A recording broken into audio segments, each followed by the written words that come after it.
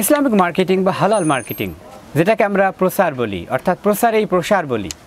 আমার পণ্য হালাল, এটা হলো আমাদের মার্কেটিংয়ের একটা পি। এবং প্রাইসিং হালাল, অর্থাৎ আমার প্রোডাক্টটার প্রাইসিংটা এর মধ্যে কোনো সুদ নেই। আর আমার বাকি থাকলো আর দুটো জিনিস, একটা হলো হালাল সাপ্লাই চেইন, অর্থাৎ আমি যেন হালালভাবে প্রোডাক্টটা কাস্টমারের কাছে পৌঁছে দিতে পারি। আর আরেকটি হচ্ছে আমার হালাল প্রমোশন, যেন আমার পণ্যের গুণগান সুন্দর করে মানুষকে ফুটিয়ে তুলতে পারি, সেটা হলো হালালভাবে।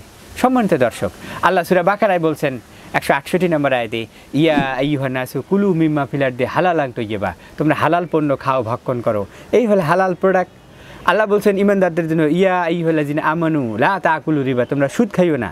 আর ব্যবসায়ীদেরকে বলছেন, ওয়া আহাল্লাল্লাহুল বাইয়া ওয়া হাররামা রিবা, সূরা বাকারা 275 নম্বর আয়াত, তোমরা সুদ গ্রহণ করো না, ব্যবসার সাথে এক করো না। তাহলে প্রাইসিংটা হালাল হয়ে গেল।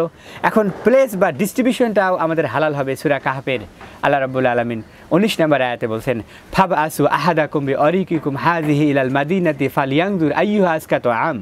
এই আয়াতটাকে আমি থিমেটিক অ্যানালিসিস করে সব বিষয়গুলো আলহামদুলিল্লাহ আল্লাহ আমাকে এখান থেকে বের করার তৌফিক দিয়েছে, যে আমাদের প্রোডাক্টটাকে পাঠাইতে হবে ইলাল মাদিনা।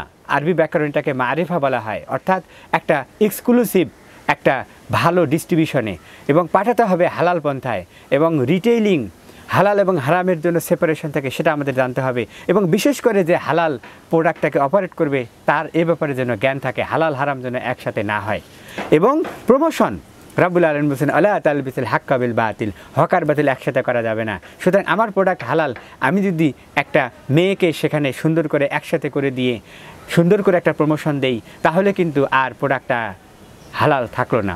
আল্লাহ রাব্বুল আলামিন সূরা নূরের 31 নম্বর আয়াতে বলছেন, ওয়াকুলিল মুমিনাতি ইয়াগদুগনা মিন আবসারিহিন্না ওয়া ইয়াহফাজনা ফুরুজাহুন্না ওয়ালা ইবদিনা যিনাতাহুন্না ইল্লা মা যাহারা মিনহা।